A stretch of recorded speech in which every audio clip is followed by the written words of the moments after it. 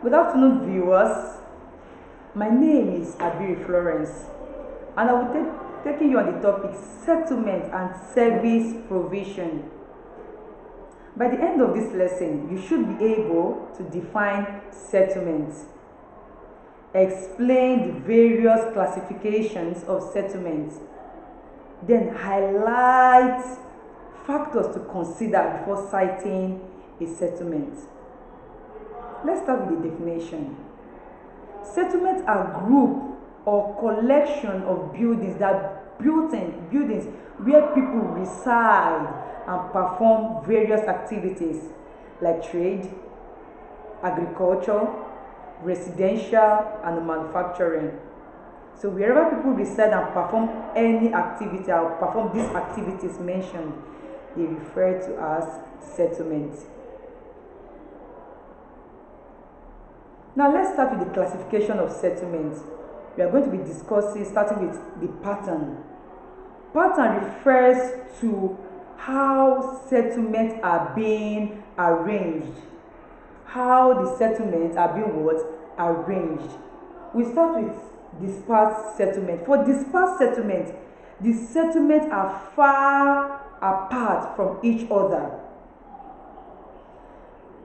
Another kind of settlement we have here is linear settlement. If the settlement is arranged along routeways, just like what we have here, along routeways or along rivers, that kind of settlement is referred to as linear settlement. Then we have another kind of settlement which is nucleated settlement. For nucleated settlement, buildings are clustered at a region. When you have clustered buildings at a region, they are referred to as what?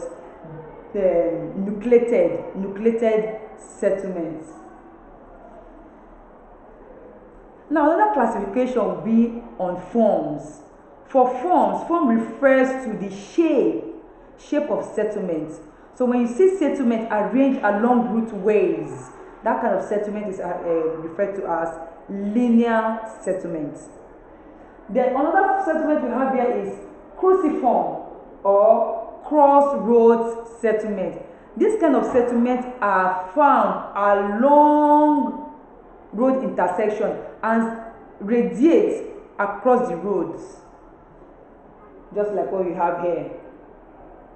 Okay, the next one you have here is green village. For green village is actually a village consisting of urban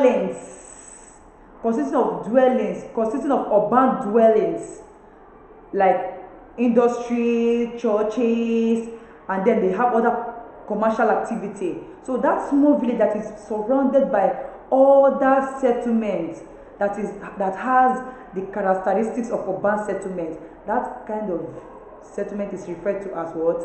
Green village. Let's talk about site and situation of settlements. Site of a settlement refers to the exact place where a settlement is being located, the exact position.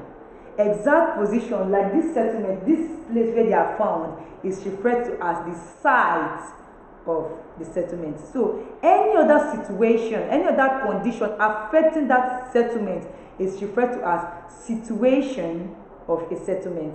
You have sunlight, mountains affecting this settlement. All of those things are referred to as what? Situation of settlement. The site referred to as what? The exact location where a settlement can be found. Then the situation refers to every condition that is affecting that settlement. Now, what are the factors to consider before citing a settlement or before relocating to a place? Availability of water. We all know that water is essential. We need water for drinking, we need water for washing, we need water for a lot of things in the house. So you consider availability of water. Another thing you consider when you want to cite your settlement is low level sites. You don't just wake up one morning and say you want to build an apartment or site a settlement, then you decide to build on a mountain. You must consider the level, the surface at which you want to build on. Now, we have to consider the availability of timbers. Why timbers? We need timbers for building. We need timbers for also fuel. Now, proximity to fertile soil. Why should you site your settlement where you have availability of fertile soil? That's because you need to farm. It is saying that a hungry man is an angry man. So we need food. We need food. So you need to site your settlement where the soil is what? Fertile, so that at least in your environment you can plant some crops. Another thing we talk about is the potential for trade and commerce. Is the settlement closer to the market? Will it be easy for me to go to the market to either buy or sell? So those are the things you consider when you want to site your settlement. You can also consider security. Nobody wants to site settlement where there will be war. So you site your settlement where you are sure of security of your life and properties.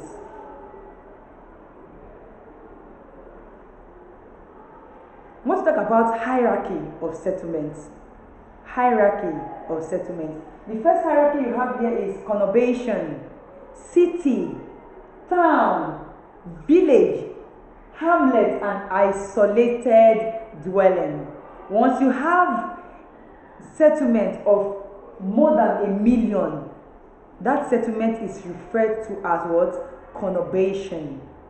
Then when you have settlement of 200 to 100,000, that kind of settlement is referred to as what? City. Then when you have settlement of 101 to 2,000, that settlement is referred to as what? Village. For hamlet, the settlement is usually between 11 and 100. Okay. For isolated dwelling, the number is usually between 1 and 10.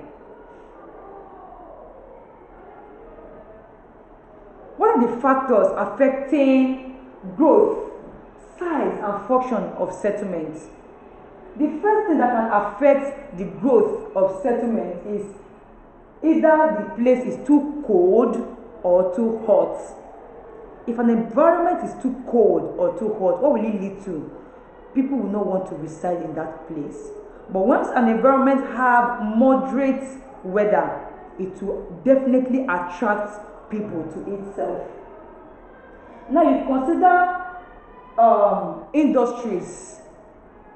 Another thing is industries. Industries can actually attract or make people not stay in an environment. Now, somehow, another thing that you can consider is political factor.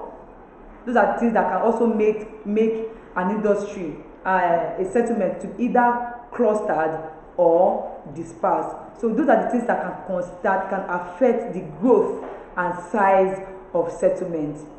Industries can also affect the size and growth of settlements. I hope you enjoyed my class.